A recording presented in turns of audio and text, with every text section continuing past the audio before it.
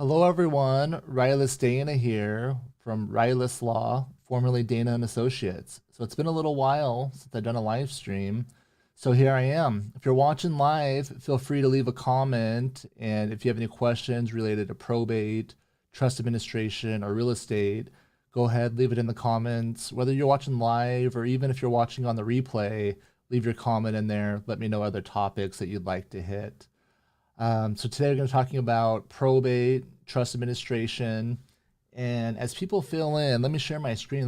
Let's talk about AI a little bit. Are you guys using AI? You can probably tell I used AI to create the thumbnail for this, but I also use it to plan this this quick little live stream. I'll show you some of my work, or it's not going to show up now. Now that I'm live, it doesn't work as good. Oh, here it is. So yeah, pretty cool. Chat GPT for the new updates. You can create these different, they call them GPTs.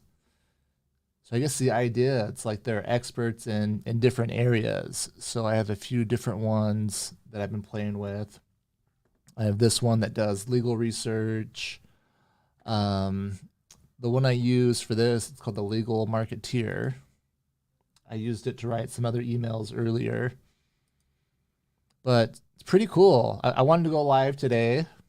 So I knew I wanted to go live. It's been a little while. So I started using this tool up here to get some ideas about topics for a live stream. And one of the things I hate doing is coming up with the description, the title, and then also making the thumbnail. So I had it create all those things for me. So hopefully that made it a little bit easier. So let's get into it. So probate, trust administration, let's get started. That's why you're here. All right, let's start right here. So what to do after the loss of a loved one. This is my guide. This is how I evaluate estates. So the first thing are what are the assets? You know, it could be IRAs, life insurance, bank accounts, real estate, but what's out there? What are the assets? How do you find them? That could be another question. How do you even find out what a person owned? Now, in a perfect world, you have a good estate plan that includes copies of financial statements and all the information right together with the trust and legal documents. But you might have to search for some clues. If you don't have those things handy, you might have to figure out what the person owned. So you could look for records at their house. Back in the paper days, when everything came on paper, it was really handy to start getting the mail. Nowadays, there may be less of that's going to the paper mailbox. So you might need access to the email account. Okay, so what are the assets? And then next, I say define the players. So decedent, fancy word for the dead guy, person that passed away. Fiduciary, that means who's in charge or who has priority to be in charge. Beneficiary, who gets the stuff, who receives it. Let me make this bigger, try to hide some of those, all those windows on my desktop so you guys don't judge me. Okay, so decedent, dead person. Fiduciary, who's in charge. Beneficiary, who gets the stuff. Could be multiple beneficiaries.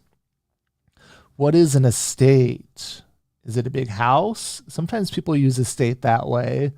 But what we refer to, it's everything a person owns, whether alive or dead, is their estate.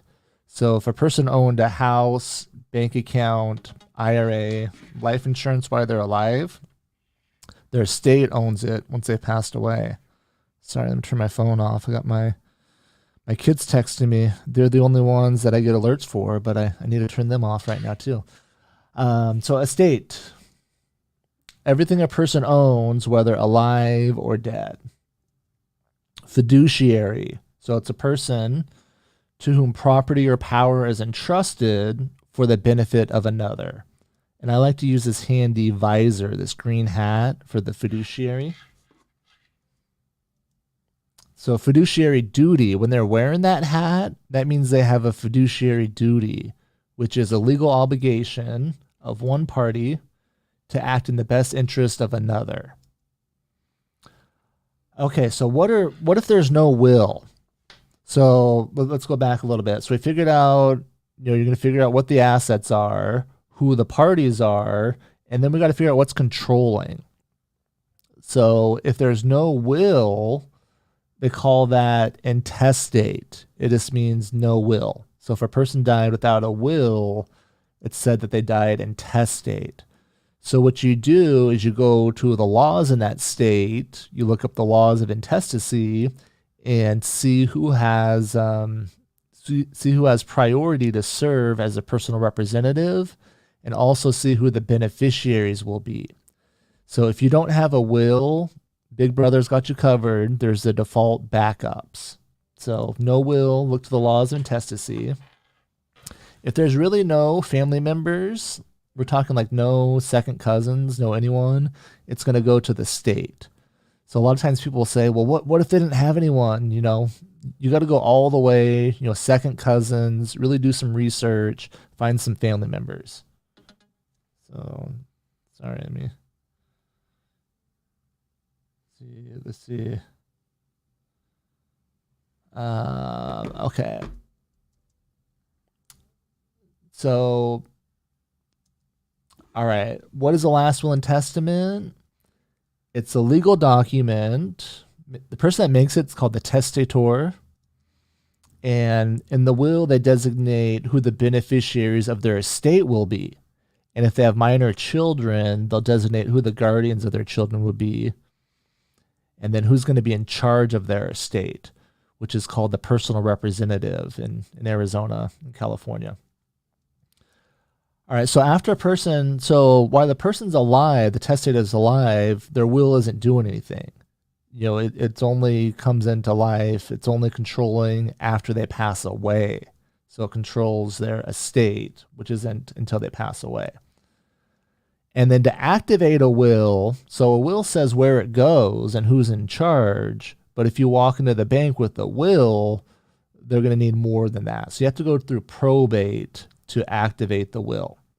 So probate, it's the judicial process where the court legally authenticate a last will and testament, if there is one, and then they appoint the personal representative to manage the estate. If there's not a last will and testament, the court will designate who the intestate beneficiaries are.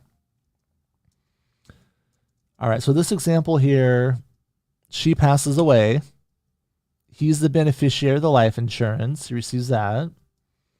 They're both owners of the house, so no problem. But this bank account just in her name. So that's a problem. So the will says he's the personal representative and the beneficiary, but he needs to do a probate to activate that will. You hear a lot of bad things about probate, especially in Arizona and California, where I practice. The probate's very time-consuming and expensive. So before you can become appointed the personal representative, you have to file documents with the court and get appointed. And then there's several steps that you have to go through. Lots of back and forth filing with the court.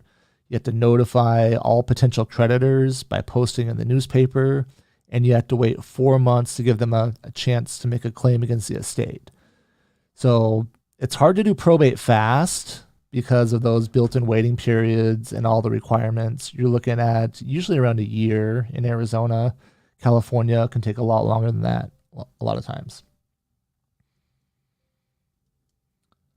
Okay, so informal probate, if everyone's in agreement, informal probate means that you don't actually have to go into court and have a hearing. The court's just going to supervise it.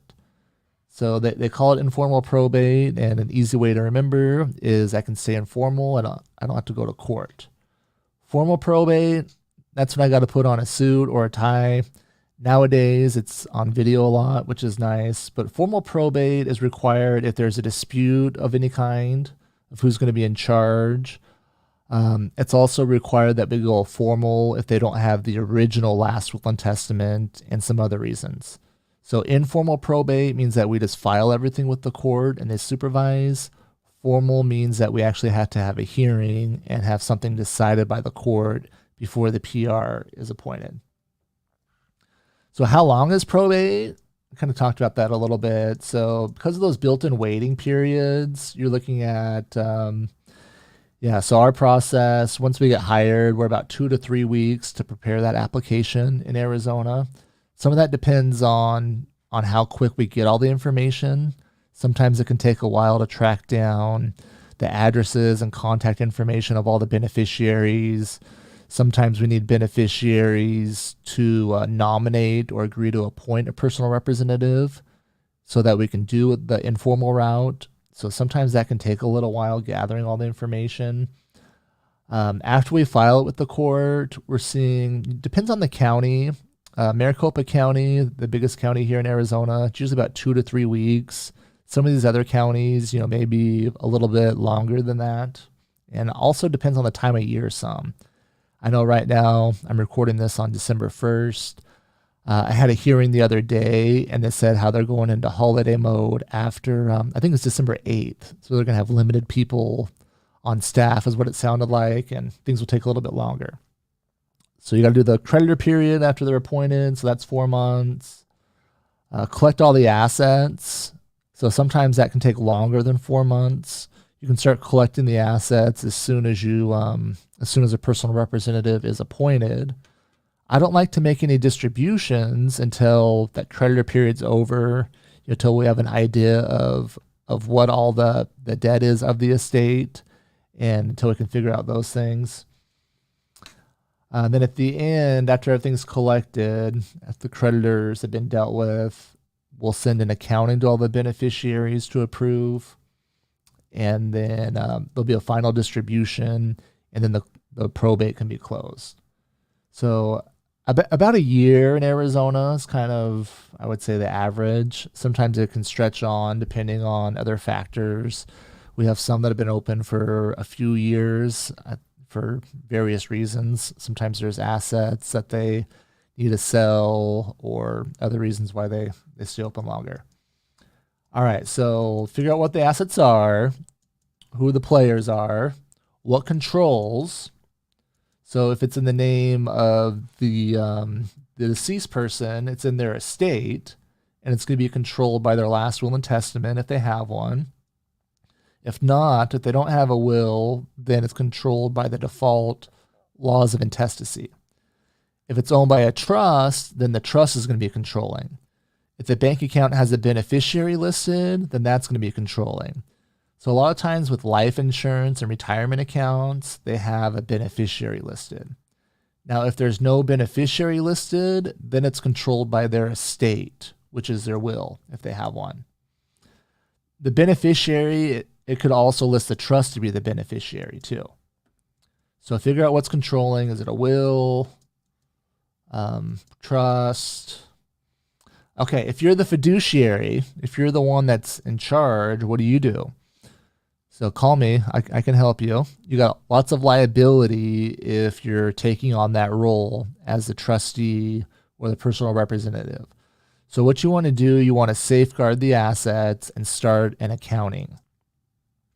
And then you want to get appointed, so get formally appointed, accept the duty as trustee. To get appointed through the probate court, you have to file that petition. And there's quite a bit involved in that actually. And then once you're appointed, as the trustee or the personal representative, you're going to need to get a tax ID number so that you can open up a bank account for the trust or the estate. And then after you're appointed, it's a matter of following the documents. So what does the trust say? And then who are the beneficiaries according to the laws of intestacy? You got to follow that. Sometimes the instructions aren't so clear. That's when it gets fun. That's when you got to kind of practice law, is what I say. So when you're that fiduciary, you have a duty to be fair, is the main thing. Can't be any self-dealing. You got to be fair to all the beneficiaries. Okay, so fiduciary duty, I recommend legal counsel. And then if the trust requires you to create subtrust, So if there's beneficiaries that are underage, or if there's special needs trust or dynasty trust, it's the trustee's job to create all of those, which also means getting the tax ID number for those trusts as well. Collect all the assets, determine the debts, and then divide everything. Now, if you're a beneficiary, what do? So if you're one listed to receive stuff, number one is just ask for a copy of the legal documents. The trustee and the personal representative, they should be reporting to you. So they should be letting you know what's going on. And you should have a copy of the will and the trust so you can be informed. So if you ask for it and you don't get it, then that's kind of some red flags. The next thing, ask for an accounting. So you should be aware of what the assets are of the trust or the estate. If they're actually doing stuff, be patient if they're actually doing stuff. But if it's been months and things aren't happening, then it's time where you might want to check in with the lawyer to see what your rights are. All right, that's it. Let me share some resources. I put them in the description, but there's a few things I wanted to share. Some free resources I have. There should be links to them in the video description. But I wanted to point out, so this is riluslaw.com website. We have a kit for trustees. So if you're named as a trustee, you can go right here. And I do ask for your emails so I can email it to you. So we'll email you the spreadsheet. It's a spreadsheet that you can download, and it has videos that explain how to get a tax ID number for a trust, and it also has all the templates that you need to download. So it has a template to accept the duty as trustee, the forms to get the tax ID number. It has a spreadsheet that you can use to start identifying all the assets of the trust or estate. And then it also has a distribution schedule. So if you're named as successor trustee or in charge of the will, that's a great tool for you. Other things I have for you, last will and testament. Everyone needs one. There's no excuse. I got a free one for you here. So this will take you less than 20 minutes too. So you can go here, get a free fill in the blank will. This is really important for people that are not married, that maybe you have a significant other, but you're not legally married, or maybe you have someone that you consider a child, but they're not legally born to or adopted by you. That's when it's really important, because the laws of intestacy may not fit your wishes. The other thing I'll point out is our estate bot. So if you go, let's just go to the home page here, and let's see, down in the corner is our little AI bot. And you can ask this AI bot, I just did it earlier, but you can ask it any questions about probate and estate planning, and it'll link you to this other bot, which has been more specifically trained to answer questions about probate and that process. So if you have any questions on how it works, you can go here, utilize this tool, and it'll point you in the right direction.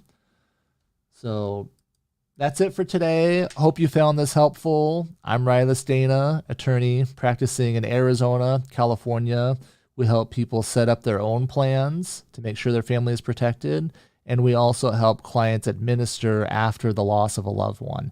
That could be if there is a trust, or even if there's no trust and no planning at all. We can help you either way. Thanks.